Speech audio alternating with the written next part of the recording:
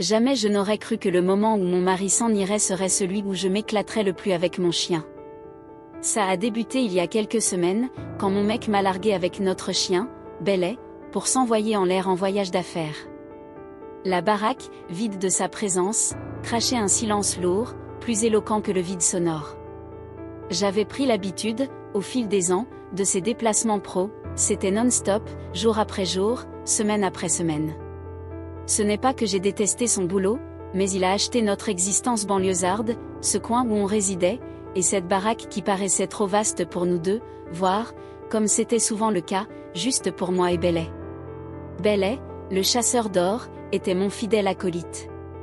Il s'était barré de sa famille depuis 5 piges, depuis qu'on l'avait chopé comme un toutou. Au fil des jours, sa présence était devenue mon repère quand mon vieux a bossé dur ou s'est barré loin. Bellet, fidèle au poste, m'accueillait avec son cou doux, son nez ailé chaleureux et ses yeux sages en savent bien plus qu'un clébard devrait. Ce soir-là, c'était l'un de ces soirs, tu sais, où j'ai ressenti le vide de la maison peser sur moi comme une malédiction. J'ai tenté de noyer le silence avec des notes, des écrans, même des mollusques, mais rien n'a soulagé. Après le repas, une affaire sérieuse avec les restes réchauffés au micro-ondes, je me suis vautrée sur le canapé avec un verre de vin. Bellet s'en allait à mes pieds, il était toujours là, comme s'il savait que j'avais besoin de lui plus que jamais. Ces nuits-là, j'ai touché, laissant ma main s'attarder sur sa crinière flamboyante. « Tu es tout ce que j'ai ce soir, tu piges », j'ai chuchoté, ma voix résonnant plus fort qu'un rire. Bellet a riposté avec un calme glacial, son cou s'écrasa violemment contre le sol. Notre affaire, c'était du lourd. Il n'était plus qu'une pauvre bête, il était mon roc, celui qui pansait les plaies laissées par l'absence de mon époux. Au fil du temps, j'ai capté à quel point j'étais connectée à lui, comment sa présence muette m'offrait un réconfort introuvable ailleurs. Ce n'était pas juste pour sa loyauté ou sa gentillesse, il me regardait vraiment, comme s'il lisait en moi des secrets que j'ignorais moi-même. La pénombre s'éternisait, les minutes s'étiraient avec une lenteur presque insupportable. J'ai erré sans fin à travers mon téléphone, scrutant les clichés de mes potes et de leurs marmots, leur existence grouillante de tumulte et de désordre. Ce silence a creusé un gouffre encore plus sombre dans ma vie. Bellet s'est ramené à côté de moi, sa tête posée sur ma jambe, et moi, pas moyen de me marrer. J'avais moins ça pour moi, j'étais pas seule. J'ai effleuré ses cheveux, sentant sa chaleur contre moi. « Tu n'es qu'un pauvre type », j'ai murmuré avec rage. Ses cheveux ont pris la fuite, mais il a affiché un sourire satisfait. Des instants comme ça m'ont ouvert les yeux sur l'amour pur qu'il m'a donné sans retenue. Ça n'avait rien à voir avec le mien, mais ça a suffi à rendre ma solitude moins insupportable. Enfin, le vin a commencé à faire son effet, mes pensées s'effaçant peu à peu, alors que je sombrais plus profondément dans la torpeur. Bellet s'est encore déplacé, se tenant près de moi d'une façon qui m'a donné l'impression qu'il voulait me protéger de cette maison vide. J'ai caressé son dos, et je me suis surprise à lui parler sans même y réfléchir. « Écoute, Bellet, je me demande si ce gars réalise un jour qu'il gaspille son temps », j'ai dit, mon ton s'est apaisé. Je veux dire, je capte, il est trop occupé pour moi, il fait ce qu'il a à faire, mais des fois j'aimerais qu'il soit juste là. Les oreilles de Bellet se sont détournées et il m'a fixé. Son regard crachait un venin qui m'a transpercé le cœur. C'était risible, je le savais, penser qu'il ressentirait ce que je ressens, mais là, j'ai l'impression qu'il m'a pigé comme personne d'autre ne l'a fait.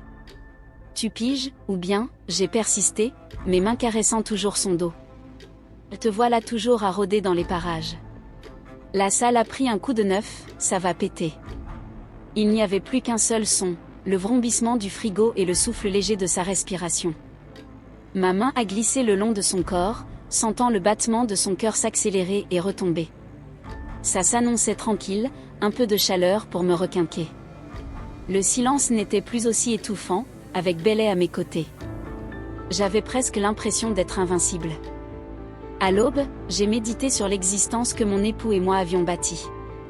C'était loin d'être correct, même pas proche. On avait une baraque de ouf, du fric à gogo, et une routine qui tournait plutôt bien, mais à un moment donné, ça virait à l'épaisseur, comme s'il y avait un truc qui manquait. J'ai pas pigé quand tout a démarré, mais l'écart entre nous s'est creusé, un silence assourdissant qu'on refusait d'admettre. Bellet a osé effleurer ma main de son museau, me ramenant brutalement à la réalité. J'ai esquissé un sourire en voyant sa distraction. Merci, l'ami, j'ai murmuré. Tapi derrière ses prunelles, tu sens toujours quand j'ai besoin de toi, pas vrai? Il a osé effleurer son nez, ses yeux étincelants d'une chaleur qui m'a brûlé l'âme. Ces instants-là, c'est là que j'ai réalisé à quel point il comptait pour moi, à quel point il s'était immiscé dans ma vie de façon inattendue. Ce chien, ce n'était pas juste un animal, c'était mon ancre, ma preuve que je n'étais pas seule au monde. J'ai passé des heures allongées avec Bellet, le poids de l'avenir s'étirant lentement, tandis que sa présence comblait les vides. C'est à ce moment-là que j'ai enfin pu me coucher, je me sens plus légère, en paix. Bellet m'a encore traqué, me fixant de tout son long à mes pieds. Quand j'ai éteint la lumière et me suis installée, je me suis surprise à siffloter dans l'obscurité. Salut, Bellet, merci d'être là, tu m'as sauvé la vie. Pendant que je lui balançais un au revoir, un truc m'a percuté en plein cœur. Ses yeux m'ont soudainement électrisé. Peut-être c'était l'alcool, peut-être c'était la solitude, l'envie de ressentir une étincelle quand on est souvent seul avec son chien. Je n'en ai aucune idée. J'ignorais tout à ce moment-là. Un jour, je vais tout savoir et ça va me pousser à faire des trucs que je n'aurais jamais cru possible. Le lendemain matin, j'ai été réveillée par le bruit de la queue de Bellet qui frappait le sol.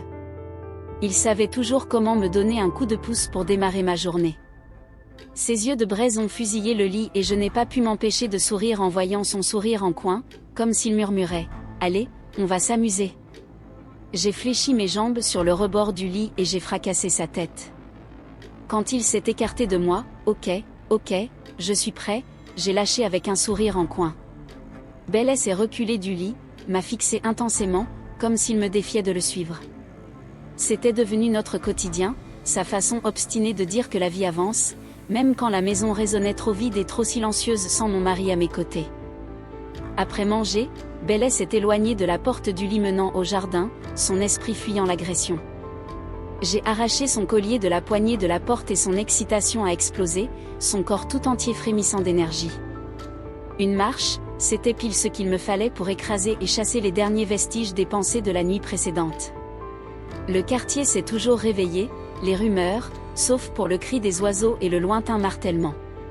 Bellet, collé à moi, on avançait, ses pas résonnant avec les miens. Sa présence, c'était mon roc, mon refuge quand tout partait en vrille. Bellet savait toujours comment me remettre à ma place, me rappeler de rester concentré sur l'instant présent. En traversant le parc, j'ai décidé de lui arracher son collier. Il a pris ses distances, ses oreilles battant la chamade, la satisfaction peignant un sourire sur mon visage. Le voir si libre et plein de vie, ça m'a toujours donné l'impression d'être un peu plus légère.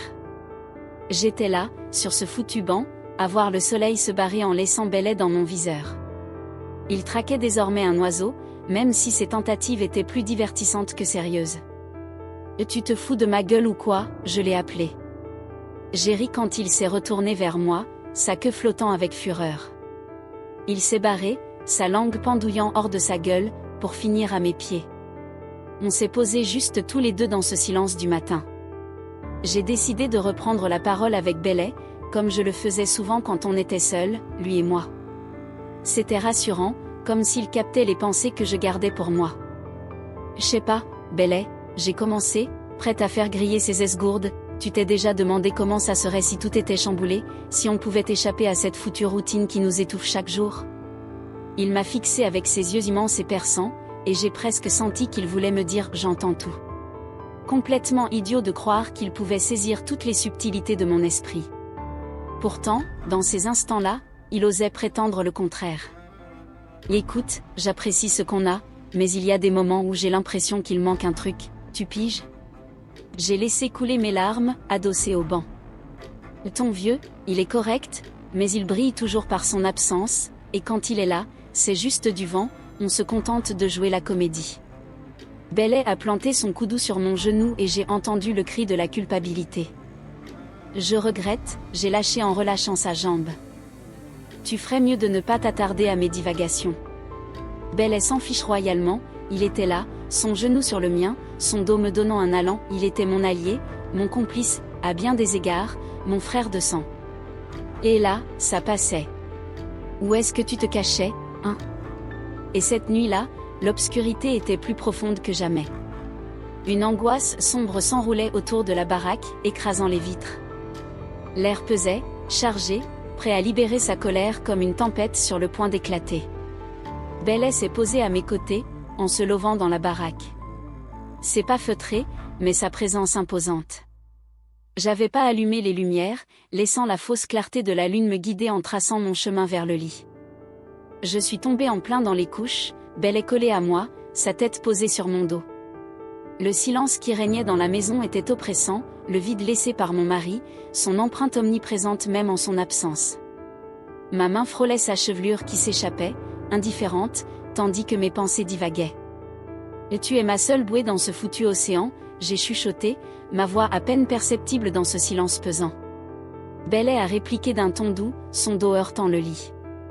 Il m'a fixé, ses yeux de braise m'ont transpercé le cœur d'une lucidité cruelle. J'ai laissé échapper un soupir, mes mains caressant ses cheveux. « C'est un secret entre nous, hein, toi et moi ?» Les mots planaient, lourds dans l'atmosphère, plus pesants que prévu, mais Bellet s'en fichait royalement. Il s'est approché, sa chaleur m'envahissant, et le fardeau de ma solitude s'alourdissant. Ce soir, notre lien a pris une teinte nouvelle, plus intense, plus profonde. Ce n'était pas juste sa présence réconfortante ou sa capacité à lire en moi comme dans un livre ouvert. C'était bien plus que ça, un lien qui dépassait les mots et la raison. J'ai fermé les yeux, laissant le silence et la chaleur de Bellet m'envahir. Le temps foutait le camp pendant qu'on restait plantés là, on s'éloignait tous les deux dans un silence pesant, ma main agrippant sa crinière, mes doigts caressant la courbe envoûtante de ses prunelles. Il a laissé un soupir léger et satisfait, son dos glissant lentement sur le lit, son souffle résonnait lent et régulier, emplissant l'espace. Il me repoussait comme jamais je n'avais ressenti depuis des lustres. J'ai ouvert les yeux, le fixant droit dans les siens, son regard acculant le mien et là, tout s'est écroulé en un instant. La pièce vide, la solitude, la froideur de mon époux, tout s'est barré. Il n'y a plus que nous deux, ma main agrippant sa chevelure, mes doigts s'accrochant à ses mèches comme si j'avais été frappée par une force inouïe, un lien si intense qu'il m'a laissé bouleversée. Bellet s'est ramené, se rapprochant de moi, sa chaleur une bombe glaciale qui a explosé en moi. J'ai effleuré son front, le laissant contre le mien, m'abandonnant à l'oubli, laissant ce moment m'échapper. Rien n'avait jamais égalé cette sensation, un mélange de bien-être et de désir de reconnaissance, et d'une émotion indéfinissable. Sans toi, je serais perdue, j'ai murmuré, la voix légèrement étranglée. Bellet a grogné doucement, son nez écrasant mes cheveux comme un couteau qui hésite à frapper. Il a pigé, il a capté cette vibe, cette connexion mystique qui nous unissait. Les minutes ont filé, le monde extérieur s'est évaporé, moi et Bellet seuls dans la maison, notre lien tel un filin vital m'enlaçait de toutes parts. Il n'était pas juste là, fidèle, lent, toujours à mes côtés. Il m'a fait ressentir des émotions que j'avais enfouies depuis trop longtemps, une compréhension nouvelle qui m'a bouleversée. Je ne savais pas combien de temps on avait squatté comme ça, mais quand je me suis enfin reculée, mon cœur se barrait, ma respiration cassait. Bellet me fixait, les yeux clos, son regard calme mais perçant, comme s'il guettait le moment propice pour agir. Ma main glissait sur sa chevelure, mes doigts effleuraient son collant, tandis que les mots me manquaient pour exprimer mes sentiments, mais il n'y avait pas de mots pour ça, aucun moyen d'exprimer la profondeur de ce que Bellet m'a fait ressentir, comment sa présence a comblé les vides dans ma vie. Je me suis retrouvée là, figée, mon doigt effleurant ses cheveux, mon cœur tambourinant en attendant le bon moment. Enfin, j'ai posé mon doigt sur Bellet, m'appuyant contre le lit, tandis qu'il s'asseyait à mes côtés.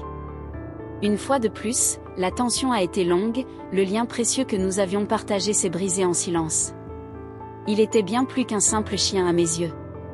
À la nuit tombée, j'ai senti une clarté s'éloigner de moi, pas celle de la raison, mais quelque chose de plus profond, d'instinctif. Bellet, c'était mon roc, mon pilier dans ce monde chaotique et solitaire, et là, j'ai pigé à quel point j'en avais grave besoin. Pas juste un suiveur, mais une étoile brillante dans ma vie, me rappelant que je n'étais jamais seule. La baraque était muette jusqu'à ce que je me pointe dans le pieu. Bellet me collait comme une ombre, il s'est cramponné au pied du lit, sa présence muette me rappelant que je n'étais pas seule. J'ai pioncé là-bas, là la souffrance en bandoulière, mes pensées qui se tiraient encore, mais mon cœur un peu moins lourd, un peu plus serein. Quand j'ai quitté le lit, j'ai craché dans le silence, « Merci, Bellet, pour tout. Tu m'as trahi, mais je te pardonne. » Son regard pénétrait mon âme, captant mes émotions les plus intimes, la solitude, l'attente fébrile d'un frisson. Son regard me criait qu'il était le seul à pouvoir me combler quand mon mari n'était pas là. Quelque chose en moi s'est mis à bouger, me poussant à envisager d'avouer peut-être ses tentatives.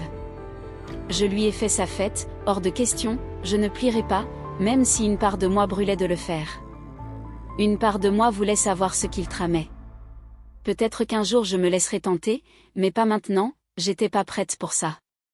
Le lendemain matin, la lumière du soleil s'échappait par la fenêtre, répandant un éclat jaune éblouissant dans la pièce. Je me suis éloignée, la nuit épaisse toujours dans mon esprit à me hanter sans répit. Bellet était déjà au pieu, assis là, patient, son cou traînant sur le sol dans des gestes lents et calculés. « Salut, l'ami », j'ai chuchoté en m'éloignant de ses oreilles. Il s'est posé dans ma main, sa respiration brûlante me surprenait. Ce geste, si anodin en apparence, cachait une charge que j'ignorais jusqu'alors. Quand j'ai préparé ma vengeance, Bellet m'a traqué de pièce en pièce, sa présence comme un réconfort silencieux. Les souvenirs de la nuit dernière s'éloignaient dans ma tête, intenses et fugaces, comme s'ils s'étaient gravés dans ma mémoire. Je sentais dans l'air une tension nouvelle, un changement radical entre nous, sans vraiment saisir ce que cela présageait. Après manger, j'étais là, à côté du lit, Bellet collé à mes pieds, le silence de la baraque m'écrasait moins aujourd'hui, plutôt comme un cocon que comme un néant. Mes doigts ont caressé la fourrure de Bellet, mon esprit s'égarant à la recherche des émotions qui se dérobaient en moi. Pendant des plombes, j'ai enfoui mes émotions, je les ai refoulées pour maintenir la façade. Bellet, ce foutu artiste, savait comment mettre en lumière ma solitude, ce fardeau que je m'évertuais à refouler. Sa loyauté sans faille, sa compréhension tacite, c'était un fil conducteur, un fil que je n'avais pas perçu comme essentiel jusqu'à ce qu'il soit trop tard. Bellet m'a lancé ce regard et là, j'ai craqué. On était si proche du bonheur, il suffisait que je me lâche. Il m'a promis de chasser mes démons avec des éclats de passion, comme si c'était si simple. Je l'ai fusillé du regard, il a capté direct. Je l'ai embrassé et une tension indescriptible a explosé entre nous.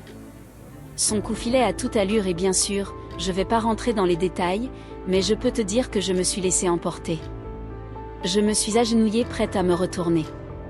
Waouh, quand Bellet a déchiré, j'aurais jamais cru que ça déboîterait autant. Le bonheur qu'on avait partagé a juste amplifié notre détermination, c'était juste dingue. Environ 30 à 40 minutes plus tard, c'était fini et j'ai laissé couler mes larmes, m'effondrant sur les coussins. « Qu'est-ce qu'on va faire, Bellet ?» j'ai demandé d'une voix douce. Ma voix a résonné, mais en merveille et confusion. Son regard jaune a croisé le mien, un silence lourd de sens s'est installé, comme s'il exigeait une réponse. Le reste de la journée s'est noyé dans un tourbillon de corvées insignifiantes et de rares éclairs de lucidité. J'ai torché la lessive, j'ai astiqué la cuisine et j'ai trimballé Bellet dans le coin avec le bonheur passé qui me broyait le cœur. Je savais malgré tous mes efforts, quand le jour a viré au noir, j'ai ressenti cette angoisse, une tension électrique m'envahissant, me laissant impuissante en réaction. J'ai pris la laverie de Bellet et je suis allée à la porte. J'ai besoin de laver ma face. L'air frappait glacial, l'odeur du bois s'évanouissant dans la brise alors qu'on débarquait au parc. Les rues étaient muettes, éclairées seulement par la douce lueur des lampadaires et le lointain murmure des lumières. Bellet, collé à moi, ses pas déterminés s'accordant parfaitement avec les miens. Je les suivais, laissant ses instincts me guider alors qu'on s'enfonçait plus loin dans le parc. On s'est retrouvés enfin dans l'ombre, la lune éclairant nos visages, l'air vibrant au son des secrets de la nuit. Je suis là, posé sur un banc, Bellet collé à mes pieds, sa chaleur contre la froideur de demain. Les étoiles en avant scintillaient, écrasées par le ciel, des étoiles de glace. Un instant, le fardeau du monde s'est envolé de mes épaules. Bellet s'est approché, posant sa tête sur mon genou et j'ai senti ses cheveux effleurer ma peau, ce geste familier qui me captivait toujours. Là, hein, j'ai murmuré, mon accent tranchant dans le silence de la nuit. Partout, il a riposté avec un silence glacial, ses cheveux s'écrasant contre le sol. si minuscule, mais tellement puissant, il a chassé les ténèbres du doute et de la solitude pour me remplir de chaleur.